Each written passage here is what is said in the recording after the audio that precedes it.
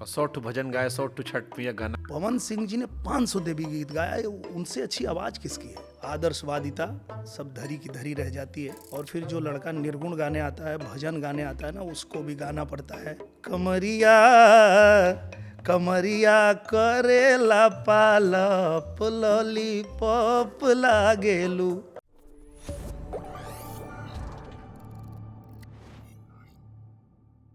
कुछ मनोज भैया ने गाया है, वो चल रहा है।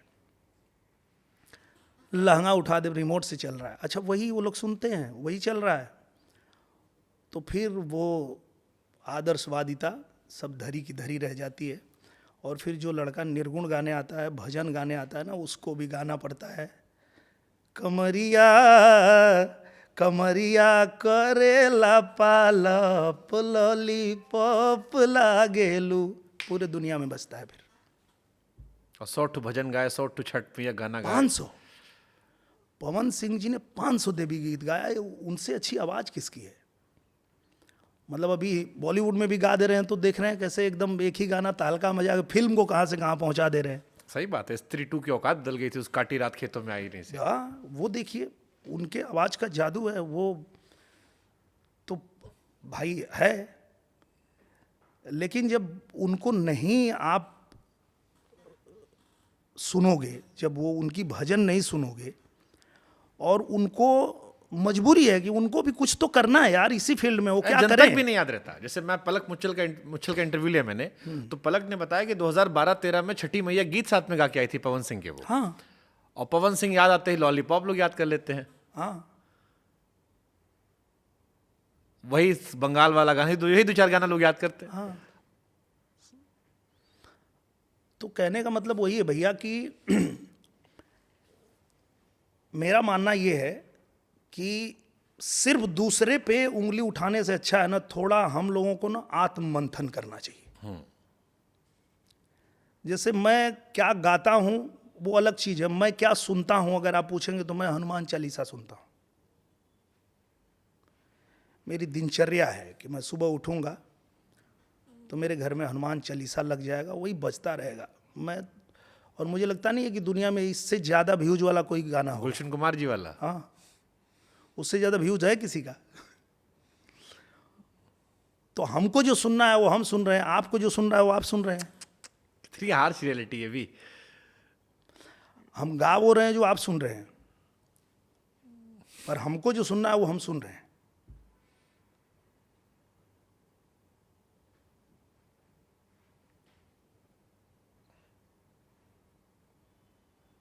सच्चाई तो है ना भैया, कड़वा सच है।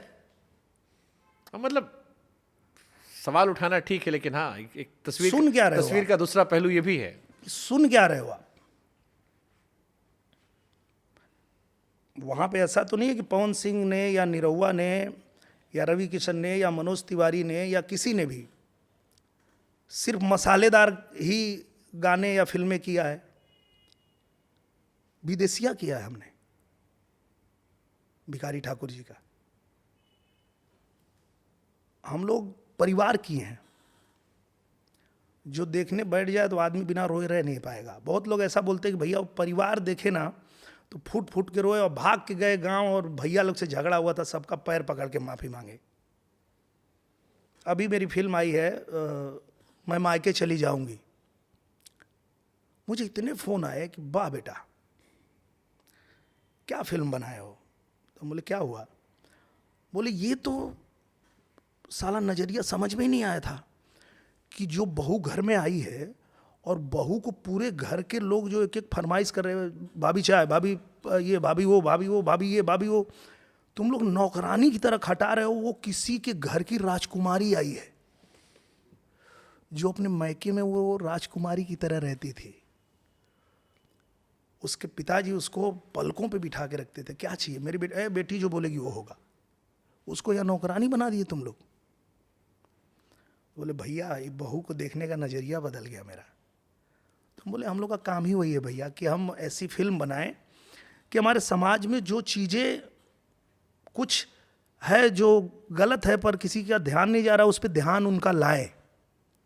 भाई ये बहू तुम्हारी ना नौकरानी नहीं है, ये भी किसी के बच्ची है किसी के घर की रानी है, राजकुमारी आई है, उसका वो भी ध्यान रखना पड़ेगा। तो हम वो भी काम कर रहे हैं, उसके लिए सराहना मिलती है। अगर कोई 35 करोड़ 40 करोड़ हमारी फिल्म को देखा जा रहा है, तो ऐसा थोड़े कि हम 100 करोड़ की फिल्म बनाते हैं, हम तो 1 करोड़ 1.25 करोड़ की फिल्म बनाते हैं, छोटी बजट की। फिर भी वो इतना व्यूज हो रहा है, इतने लोग देख रहे हैं, तो कुछ अच्छा काम कर रहे होंगे, तभी तो देख रहे हैं। तो वो उसकी सराहना होनी चाहिए। ठीक है, एक रैपिड फायर हमने रखा आपके लिए। अरे वाह। सिनेमा या राजनीति? सिनेमा। ओके, अगर जीवन में कोई गलती सुधार सके तो क्या होगी?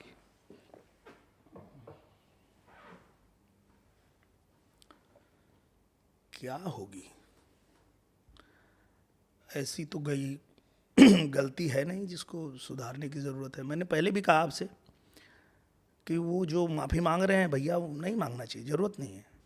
जब जैसी परिस्थिति थी वैसा काम किए, आगे जैसी परिस्थिति होगी वैसा काम करेंगे। ये आदमी जो भी होता है, जो भी करता है ना, वो अपने परिस्थिति के हिसाब से चलता है। तो हम जिस परिस्थिति से आए हैं, जहाँ जो हमको काम मिला हम किए, आज जो काम हमको मिल रहा हम कर रहे हैं, आगे जो हमको काम मिलेगा वो हम करेंगे। ये हमारे हाथ में है ही नहीं, ये तो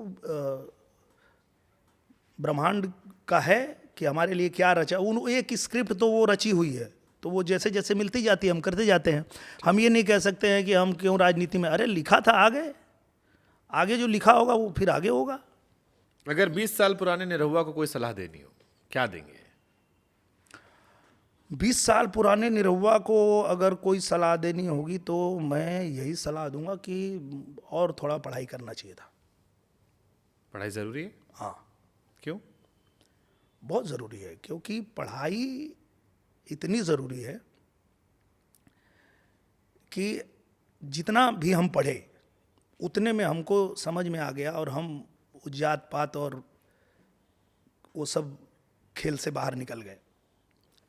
तो वैसे ही जितना शिक्षा आपके पास आएगी, आप उतना ज़्यादा और बेहतर इंसान बनेंगे और बेहतर समाज में आप कुछ कर पाएंगे।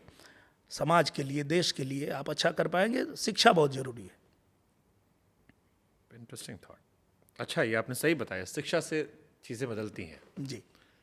था ना कि शिक्षा शेरनी का दूध है, जो पिएगा दहाड़ेगा। और शायद जो राजनेता लोग हैं वो अलग अलग कहीं आरक्षण में, कहीं बाकी चीज़ों में उनको फंसाते ही इसलिए हैं कि वो पढ़े ना। मैं एक आपको वाकया बताता हूँ। मैं आजमगढ़ में जब चुनाव लड़ रहा था तो पहली बार मेरे वहाँ जाने के बाद अखिलेश भैया आ रहे थे आजमगढ़। तो मैं ना सुन रहा था टीवी पे कि क्या बोलेंगे यार, मैं भी देख लूँ, अब मुझे भी तो काउंटर करना है। तो वो क्या बोले कि जब परीक्षा के बाद बच्चों को डंडा पकड़ाना है तो परीक्षा की जरूरत क्या है, दौड़ निकाल दिया, उसको भर्ती कर दो। बोला अरे बाप रे बाप, मतलब ये आदमी चाहता ही नहीं कि ये लोग पढ़ें।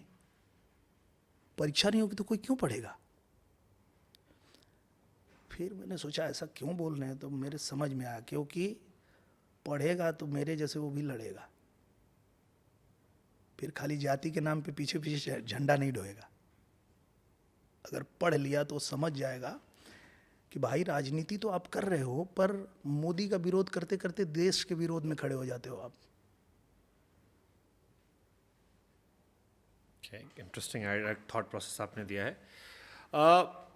पैसा जरूरी है, नाम? नाम। क्यों? नाम कर लीजिए, पैसा फिर अपने आप आने लगता है। सही बात है। क्योंकि पहले जो है जहाँ पे मतलब हम कभी गए और वहाँ से प्रोग्राम करके आने के लिए हमारे पास भाड़ा नहीं होता था और हम पैदल अपने घर आते थे। आज वहाँ गाने के लिए भी नहीं, सिर्फ फीता काटने जाते तो भी 5-10 लाख मिल जाता है। तो ये तो नाम का कमाल है ना। पवन सिंह या खेसारी, ज्यादा एंटरटेनिंग कौन है? दोनों। अगर कोई भी लड़ता है तो मैं उनके दोनों के और मेरे सबके फैंस को बोलता हूँ कि ये दोनों कमाल के एंटरटेनर हैं। पवन जी जब गाते हैं, जब स्टेज पे आते हैं, तो जो जलवा उनका होता है वैसे ही जब खेसारी जी मंच पे आते हैं तो जो वो आदमी का एकदम रूप आप देखेंगे ना, मतलब आपको भी लगेगा कि पलक ना हटाएं, इतना इंटरटेनर हैं ये